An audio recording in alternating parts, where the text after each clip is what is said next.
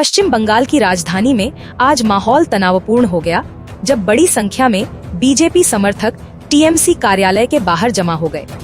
समर्थकों ने जय श्री राम के नारे लगाकर पूरे इलाके में गूंज पैदा कर दी। घटना के बाद मौके पर भारी पुलिस बल तैनात किया गया है ताकि बीजेपी और टीएमसी कार्यकर्ताओं के बीच किसी भी संभावित झड़प को रोका जा सके। जेपी समर्थकों का कहना है कि यह अन्याय के खिलाफ जनता की आवाज है। प्रशासन स्थिति पर नजर बनाए हुए हैं और सभी को शांति बनाए रखने की अपील की गई है।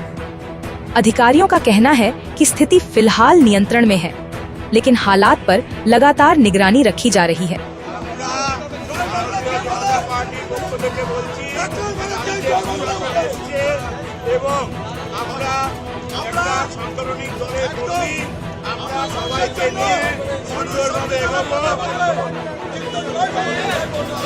পুলিশের কথা মেনে এই জায়গা করে দিচ্ছি।